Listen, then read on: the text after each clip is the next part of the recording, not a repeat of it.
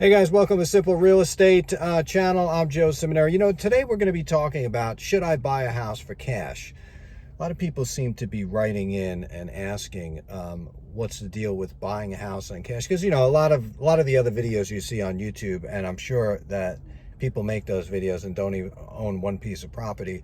But somebody said, instead of paying $300,000 for a house, why don't you take that $300,000 and just put 5 down payments on, so you're getting 5 different incomes, and eventually after 15 to 20 years, you can pay off the loan. That sounds great on paper, and even figuratively speaking. But the reality is that 15 years of dealing with these tenants, that's a lot.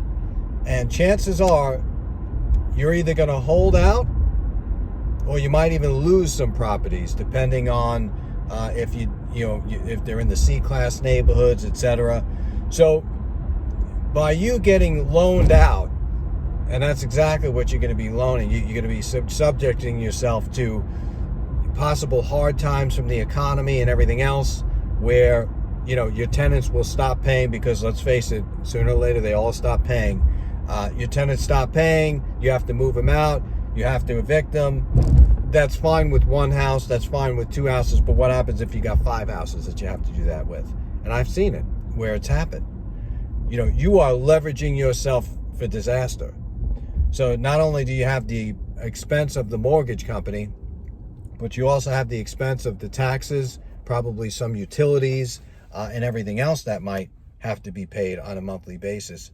You're burying yourself into a hole. Eventually, you're going to have no choice but to get foreclosed on or a short sale, and chances are you're going to lose money on the deal. If you had cash and you were able to buy the house for cash, and a lot of shit went down that you did not foresee, you'd be in a little bit of a financial stable place. You're not victim to the note of the banks, because all banks are horrible, and they will. They don't give a shit about you. They'll take everything away from you that they have, and they don't want to hear any sob stories.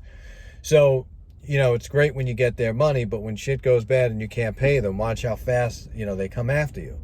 And rightfully so, you took their money. So, with that being said, I think you're in a much better position if you could pay cash for a particular property, unless you can show like incredible cash flow coming out of there, rental cash flow. And what I mean by incredible is, like, a friend of mine had a property that he bought that had the United States Postal Service paying him, and he had a 25-year lease. That is in itself something gold, where I wouldn't mind having a mortgage, because the reality is that, if anything happens, really nothing's going to happen. I mean, if the government stops paying you the rent because they can't afford it with the post office, the whole world is going to go bust. So, they're really always going to pay their rent unless you violate the lease somehow. But government accounts and government as your tenant is always the best bet, because you're going to get your payment on time. I wouldn't even classify Section 8 as being a sure thing, because people's incomes change, they get kicked off the program. So that's not really a viable, it used to be, and I thought it was always, but it's not a viable option when it comes to, is my rent going to be secure every month? So I guess what I'm saying with this video is, don't bury yourself in debt thinking that you're going to expand your empire that fast, that quickly, because if something happens, you'll fold that quickly and go down. So it's always best to try to buy the properties without leverage. That's been, my philosophy and advice that I've been giving people for years. Don't overextend yourself with the banks, because a lot of stuff can go down. So if you're doing anything, you're buying that first piece of rental property today, renting it out, and starting to become a real estate investor. Until the next video, stay safe, invest, and be careful. Don't make any quick moves. But then again, if you don't, maybe you'll lose a property.